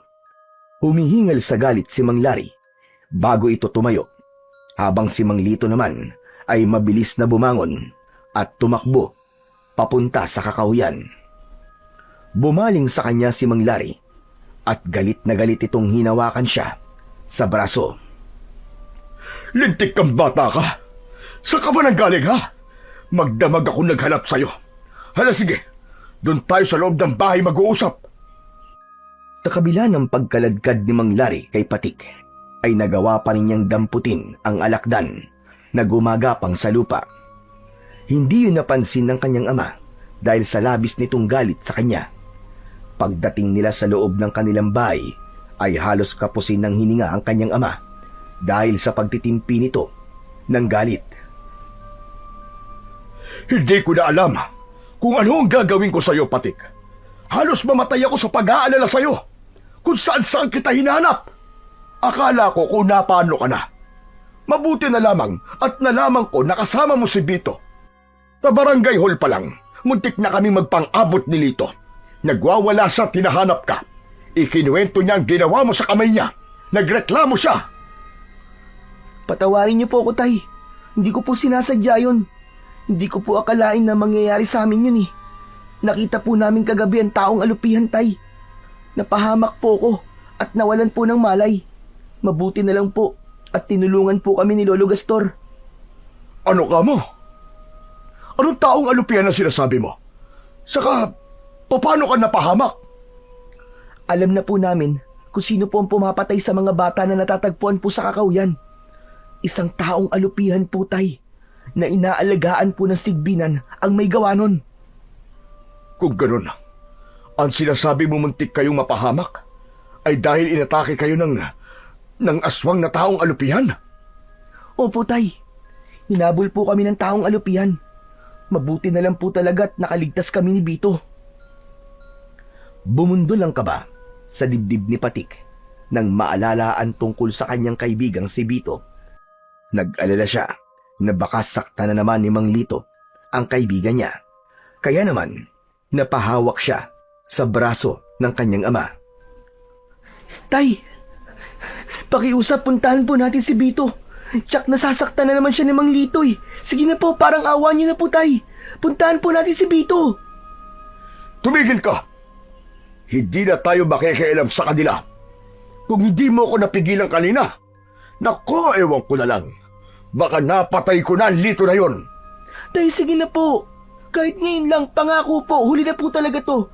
Basta't iligtas niyo lang po si Bito. Puntahan po natin sila sa bahay nila. Tara na po, Tay. Matagal na napatitig si Mang Lari sa mukha ng kanyang anak.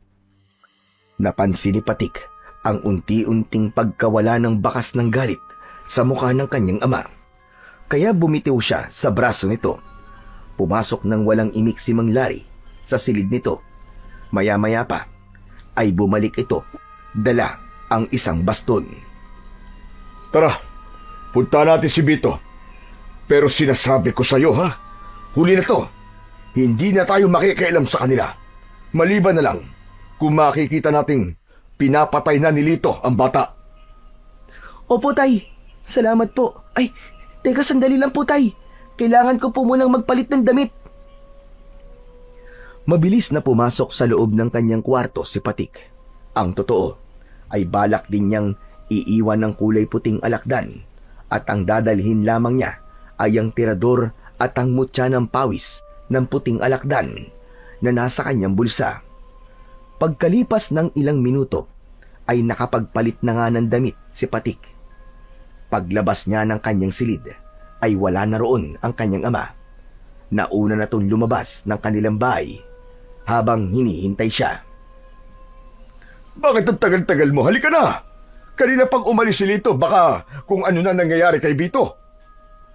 Mabilis na lumapit si Patik sa kinaroroonan ng kanyang ama. Kasabay ng pagtakbo nila papunta sa kakawyan. Halos hindi lumapat ang kanilang mga paa sa lupa dahil sa pagmamadali. Habang ang dibdib naman ni Patik ay para ng binabayo ng maso dahil sa labis na pag-aalala. Pagkalipas ng ilang minuto ay narating na nila ang bahay ni Mang Lito, pero nagulat sila sa kanilang nadatnan. Nagtago ang mag-ama sa likod ng puno habang nakasilip si Patik sa kinaroroonan ni Mang Lito at Bito. Nagulat si Patik nang makilala ang kaharap ng mag-ama. Hindi siya maaaring magkamali. Yun ang lalaking nakita niya na nakatayo sa likod ni Bito habang nakaupo ito sa ugat ng puno. Mas lalong kinabahan si Patik nang magsalita ang lalaking may mahabang buhok. Kung sasaktan mo lang ang anak ko, ang mabuti pa, ibigay mo na lang siya sa akin. Dahil kung hindi, ako ang papatay sa iyong hayop ka. Hindi ako sasama sa inyo. Hindi ko kayo tatay. Wala akong amang isang halimaw. Hindi ko kayo matatanggap. Layuan niyo kami ng tatay ko. Halimaw ka! Halimaw! Mula sa kinaroroonan ng mag-amang sina Patik at Mang Lari ay dinig na dinig nila ang usapan ng mga ito.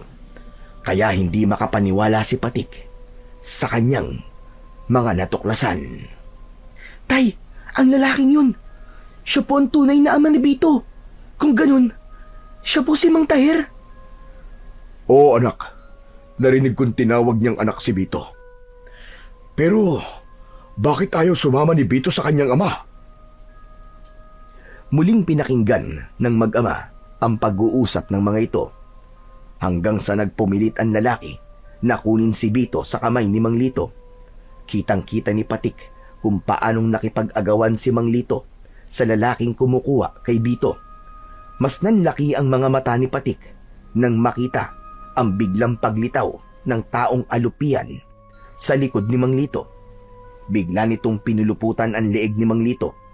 Umiiyak na kinagat ni Bito ang katawan ng taong alupian. Kaya nagpasya si Mang Lari at Patik na lumabas na sa kanilang pinagtataguan. Layuan mo ang kaibigan ko! Halimaw ka! Pakawalan niyo si Manlito! Natigilan ang mga ito sa biglang pagsasalita ni Patik. Dumampot ng bato si Patik, saka ibinala sa kanyang tirador. Itinutok niya yon sa katawan ng taong alupian. Mabuti na lang at hindi pa ito nagpapalabas ng malaasidong likido na posibleng papatay kay Mang Lito. Ngunit ang lalaking merong mahabang buhok ay bigla na lamang nagbago ang anyo. Nagkaroon ito ng umuusok na tridente at naging isang mabangis na halimaw na parang isang kambing na may baluktot na 2 sungay. Kayo ang lumayo sa akin dahil ang kinukuha ko lang ay ang anak ko. Patik! Umalis na kayo! Mapapahamak kayo dito, Patik! Hindi ko alam na ang sigbina na tinutukoy ni Lolo Gastor ay ang tunay mong ama. Nagsinungaling kang hindi mo kilala ang halimaw na yan. Siya ang lalaking nakita ko sa gubat. Patik, paano ko sasabihin sa iyo ang buong katotohanan na silang dalawa ang totoo kong mga magulang? Kung ako mismo hindi ko sila matanggap, ikaw pa kaya na muntik ng mga limang buhay na dahil sa kanila? Hindi ako masama. At lalong hindi ko matatanggap na anak ako ng isang aswang. Ano ka mo? Hindi mo kami matatanggap. Akala mo ba ay bukal din sa loob ko na kunin kita? Nagkakamali ka. Gagamitin lang kita para mapasunod ko ang nanay mong si Esther. Hindi na siya nakikinig sa akin. Nalalampanan na niya ang kapangyarihan ko. Lumingon si Patik sa kinaroroonan ni Mang Lito at ng taong alupihan. Nakita niyang hindi totoong mahigpit ang pagkakasakal ng aswang sa leeg ng nakilalang ama ni Bito. Kaya malinaw sa kanya na ang totoong kalaban ay ang sigbinan na kaharap nila ni Mang Lari. Hindi siya makapaniwala na ang nanay ni Bito ay ang taong alupian na humabol sa kanila sa kagubatan. Kaya pala, hindi nito sinaktan si Bito. Makawalan niyo si Tatay Lito. Hindi ako sasabot sa inyo. Hindi na ako makakapayag na maghari pa kayo at patuloy na pumatay ng mga taong walang kalaban-laban para sa pag-aasik niyo ng lagim. Hindi rin ako makakapayag na mabuhay ka ng masaya kasama ang lalaking yan. Isa sa inyo ang kailangang mamatay. Itinaas nito ang tridente na hawak niya sa ere. Gumuhit ang kidlat sa kalangitan at dumilim ang buong paligid. Para siyang nakakita ng totoong demonyong nakatayo sa kanilang harapan. Naramdaman ni Patik ang nanginginig na kamay ni Mang Lari. Tila nagulat din ito sa nakitang nakakatakot na anyo ng nilalang. Itinutok ni Patik ang kanyang tirador sa muka ng halimaw, kasabay ng nararamdaman niyang pag-iinit ng mutya sa loob ng kanyang bulsa. Binitiwan niya ang goma ng tirador. Naiwasan ng nilalang ang unang pag-atake ni Patik. Habang si Mang Lito naman ay tinulungan ni Bito para makatakas sa pagkakapulupot ng taong alupian sa leeg nito. Bakas sa muka ng halimaw na napipilitan lang ito sa ginagawa. Alam na ngayon ni Patik kung ano ang ibig sabihin ng kulay puting rosas na natatagpuan sa katawan ng biktima ng aswang. Yun ay ang paghingi ng tawad at labis na pagsisisi sa nagagawa nito ng kasalanan. Si Bito ang kumilos. Kumuha ito ng malaking bato at ibinato sa sarili nitong ama. Kasabay ng muling pagbitaw ni Patik sa goma ng kanyang tirador. Tumama rin ang bato sa muka ng kalaban. Kaya naman, bumagsak ito sa lupa, ngunit muling nakabangon. Si Mang Lari naman ay agad na lumapit kay Mang Lito at iwinasiwas ang itak sa muka ng taong alupihan. Anak! Tumakas na kayo ni Bito! Bilisan nyo! Kami na ni Lito ang lalaban sa kanila! Bilisan nyo! Huwag! Huwag niyong ilayo ang anak ko! Tumigil ka! Wala akong ama na halimaw at masahol pa sa demonyo na katulad nyo. Nag-iisa lang ang tatay ko at yun ay si Tatay Lito. Kahit hindi niya ako minahal, mahal ko siya bilang tunay kong ama dahil inilagaan niya ako at hindi niya ako iniwan. Hindi kagaya nyo na mas inuna pa niyong gumawa ng masama kesa sa paggawa ng kabutihan. Hindi ko kayo kikilalanin na ama ko. Tila natauhan si Mang Lito sa mga sinabing yon ni Bito. Sa kabila ng nagawa nitong kasalanan kay Bito, ay ito pa rin ang pinili ng kanyang kaibigan. Kung hindi mo lang din pala ako kikilalanin na ama mo, ay hindi rin ako makakapayag na pakinabangan ka ng iba. Mas gugustuhin ko pang mamatay ka na lang. Biglang lumiwanag ang rosas sa talim ng tridente ng halimaw at lumikhayo ng apoy. Sabay tutok sa kinaroroonan ni Bito. Dala ng takot ni Patik, tumakbo siya papalapit sa kaibigan para harangan ng apoy na tatama sa katawan ng kaibigan. Subalit naunahan siya ng taong alupihan. Iniharang nito ang katawan para kay Bito at ito ang sumalo sa apoy na dapat sana ay tatama kay Bito. Si Mang Lito, gulat na gulat sa bilis ng pangyayari. Nasunog ang kalahating katawan nito, saka bumagsak sa lupa. Bumalik sa dating anyo bilang tao si Aling Esther. Nag-aagaw buhay itong hinaplos ang muka ni Bito. Nay! Nay, bakit? Bakit niyo pa po ako'y niligtas, Nay? Nay! Umiiyak na sumagot si Aling Esther. Humingi ito ng tawad sa lahat ng pagkakamali at pagkukulang nito sa anak. Nanginginig ang kamay nitong niyakap si Bito, kasabay ng pagbagsak ng kamay nito sa lupa. Indikasyon na namatay na ang nanay ni Bito. Si Mang Lito naman ay halos madapa sa pagtakbo, papalapit sa kinaroroonan ng wala ng buhay na dating asawa. Humingi rin ito ng tawad kahit huli na ang lahat. Maigpit nitong niyakap si Aling Esther habang walang patid ang pag-agos ng luha mula sa kanyang mga mata. Punong-puno ng pagsisisi ang boses nito habang nagwawala sa galit. Ang aswang naman na lalaking sigbinan ay saglit na natigilan. Hindi ito makapaniwalang napatay nito ang sariling asawa.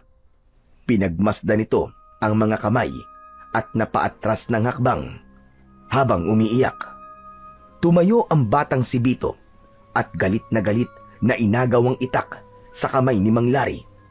Sumugod ang kanyang kaibigan na si Bito sa kinaroroonan ng ama nitong aswang. Isang malakas na pagtaga ang ginawa nito at tumama yun sa kamay ng kalaban. Ngunit hindi nito ininda ang sakit. Sa halip, gumanti ito kay Bito. Inihampas nito sa ulo ni Bito ang hawakan ng tridente. Akma na sanang tutuluyang patayin ng aswang na sigbinan si Bito. Ngunit biglang nagpakawala ng bato mula sa tirador si Patik. Magkakasunod na tumama ang mga batong yun sa dibdib ng kalaban. Napaatras ito at nakita niyang hinila ni Mang Lari si Bito papalayo sa halimaw. Habang ang maririnig na ingay ay ang malakas na iyak ni Mang Lito habang yakap pa rin ang dating asawa. Kayo ang dahilan kung bakit namatay si Esther. Hindi ko akalain na mananaig ang pagmamahal niya sa inyo nito. Hindi ako hihingi ng tawad sapagkat hindi ko pinagsisisihan ang pagpatay sa lahat ng mga kabataan sa lugar na ito. Walang makakaranas na maging ama. Isang bagay na ipinagkait sa akin. Ang totoo, naiingit ako dahil sila ay merong anak na katulad ninyo. Samantalang ako, pinagkaitan ako ng Diyos nyo na mabigyan ng anak. Anong ibig niyo sabihin, Mang Taher? Baog ako at hindi kailanman magkakaroon ng anak sa isang babae. Ngunit marunong din akong magmahal. Isa lamang akong gahaman sa pagmamahal. Kaya kung hindi ko makukuha si Bito, ay mabuti pang sa iba ko na lang hahanapin ang pagkakataon ko para maging isang ama. Kahit hindi ko sila kadugo. Sinungaling! Kung totoong hangad mo lang na maging isang mabuting ama, hindi mo kailangan gumamit ng itim na kapangyarihan para ikulong ang isang tao sa katawan ng isang halimaw. Kung ganun, ay hindi mo totoong anak si Bito. Gagamitin mo lang siya sa paggasik mo ng lagim. Wala kang kasing sama. Marami ka nang napapatay. Kaya hindi ko hahayaan na mabuhay ka pa. Ako mismo ang papatay sa'yo! Tama ka. Hindi ko nga anak si Bito. Ginamit ko lang siya para ikulong si Esther sa gayuma at hipnotismo. Ang baliw niyang asawang si Lito, walang kaalam-alam na ang batang araw-araw niyang pinaparusahan ay totoo niyang anak. Kahit na kailan ay walang ibang nakasiping na lalaki si Esther maliban sa aming dalawa. At sigurado ko na ang pagiging bawg ko ang patunay na hindi ko talaga anak si Bito. Ano? Masaya ba ang mapait na sinapit ng maingong si Esther? Dala ng matinding galit ni Mang Lito. Inagaw nito ang itak sa kamay ni Bito at ito mismo ang sumugod sa kinaroroonan ng aswang na sigbinan. Ngunit naiwasan nito ang unang pag-atake. Sumugod na rin sina Bito at Patik gamit ang malalaking bato. Habang si Mang Lari naman ay kumuha ng maraming bato para ibala sa tirador ni Patik. Halos lahat ng bato ay tumama sa katawan ng aswang. Umikot sa ere ang aswang, nasigbinan at magkakasabay na umangat ang kanilang mga paa sa lupa. Tumalsik sila dahil sa malakas na kapangyarihan ng kalaban. Kasabay ng pagbagsak nilang lahat sa lupa. Muling narinig ang malakas na boses ng aswang. Ako si Taher, ang hari ng mga aswang na sigbinan at nag-aalaga sa mga taong alapian. Wala kayong magagawa sa kapangyarihan ko. Mamamatay kayong lahat sa mga kamay ko at mabibiyag sa malakas kong hipnotismo. Dahil ako ang maghahari sa buong sanlibutan! Mula sa pagkakahiga sa lupa, ay pinilit ni Patik na tumayo. Humarap siya sa kalaban na inaakala niya ay matatalo niya kagad.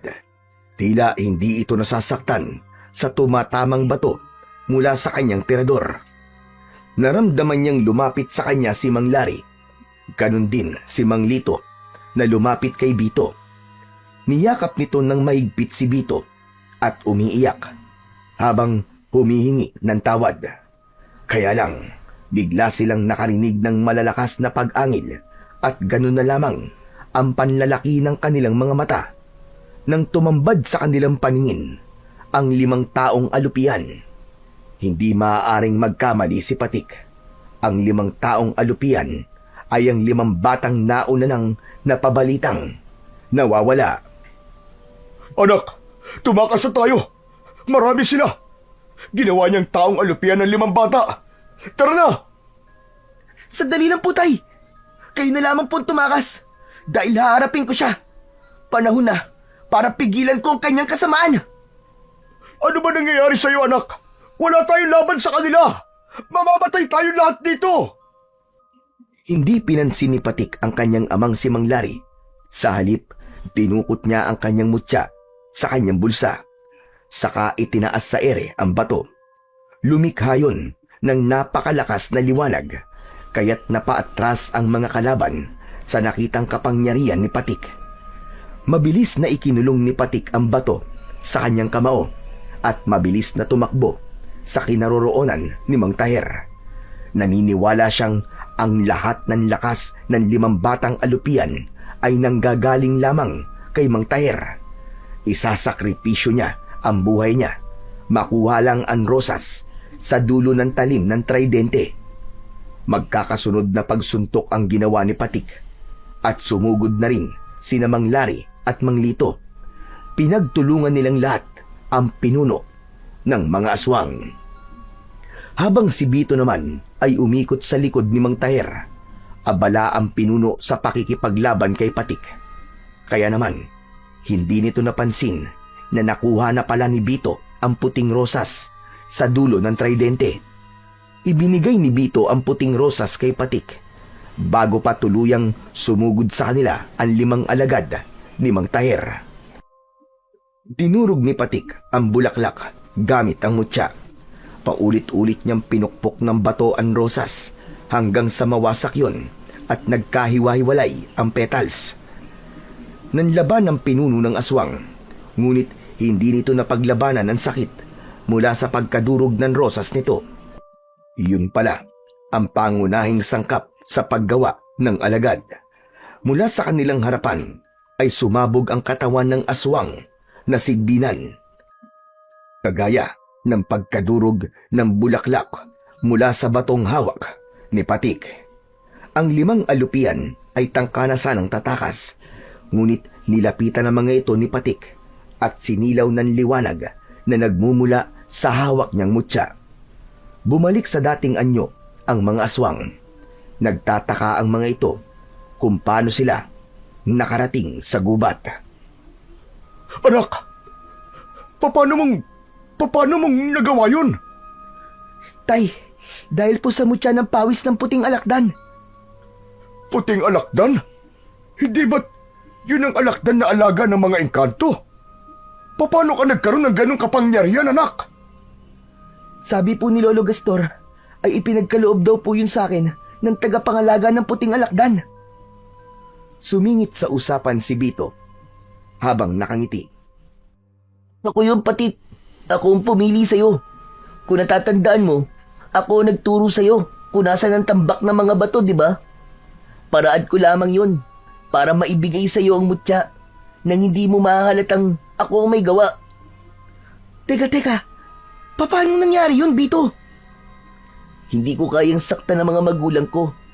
Hindi ko naman alam na si nanay lang ang totoo kong pamilya. Muntik na akong magamit para magasik ng lagim. Tsaka, alam ko na kaya mo. Kaya ikaw ang pinagkatiwalaan ko. Pambihira. Muntik na akong mamatay ah. Totoo ba talaga kitang kaibigan na? Grabe ka, Bito ha. Huwag ka na magalit, Patik. Tinulungan naman kita eh. Ako ang kumuha ng rosas. Ang ibig bang sabihin magpapasalamat pa ako sa'yo? Salamat ha. O siya. Tama na yan. Ang mahalaga ngayon ay ligtas tayong lahat. Mabuti na lang pala at sumunod kami ni Patik sa'yo, Bito. Salamat po sa inyo, Mang Larry. Nadatnan po ako ni tatay na kinakaladkad ni Mang Taher. Alam ko po ang tungkol sa pagiging halimaw ni nanay. Masakit po na mawalan ng isang ina. Ngunit, mas masakit pong makita kung gaano siya naghihirap sa paggawa ng kasamaan. Alam ko na hindi yun gusto ni nanay. Sana, matagpuan ni nanay ang katahimikang matagal niya ng pinapangarap. Kahit naiwan ako sa aking ama. Naluluwang tinapik ni Patik ang balikat ng kaibigan niyang si Bito. Kasunod ng pagyakap ng maigpit ni Mang Lito kay Bito. Umiiyak ito habang humihingi ng tawad. Si Mang Larry naman ay masayang nakatingin sa dalawa habang nakaakbay kay Patik. Ilang saglit lang ang lumipas ay nagpaalam na silang dalawa sa kanyang ama, sa mag-amang sina Bito at Mang Lito. Bakas sa mukha ng mga ito ang kasiyahan ng mapagtanto na tunay silang mag-ama. Pagkalipas ng ilang araw, magmula nang mangyari ang labanan na yon, nabago si Mang Lito. Naging mapagmahal na ama na ito at madalas ay kasama ni Mang Larry sa pagtambay sa kanilang bahay. Habang silang dalawa naman ni Bito ay palaging magkasama, kasama ng alaga nilang puting alakdan. Paminsan-minsan ay bumibisita sila sa bahay ni Lolo Gastor sa gitna ng kagubatan. Simula rin ng araw na yon ay hindi na sila gumamit ng tirador at hindi na rin sila nanguhuli ng mga ibon. Bagkus ay tumulong pa sila sa pangangalaga ng kalikasan at pagtuturo sa mga kapwa nila bata kung paano poprotekta ng kalikasan at ang mga buhay na kumakanlong dito. Hindi rin sila nagpakampante. Patuloy silang nakikiramdam at nagroronda tuwing gabi kasama ang kanika nilang ama na si Mang Larry at Mang Lito. Kasama rin ang mga kalalakihan sa kanilang baryo. Sama-sama nilang poprotektahan ang kapayapaan at katahimikan na tinatamasa ng kanilang baryo laban sa mga kampon ng kasamaan na susubok muling maghasik ng lagim sa kanilang lugar. Ngunit naniniwala silang lahat na hanggat nagtutulungan at nagkakaisa sila at nangingibabaw ang pagmamahal nila sa kanilang pamilya, ay walang kahit na anong puwersa ng kasamaan ang makakatalo sa kapangyarihan ng pagmamahal at katarungan.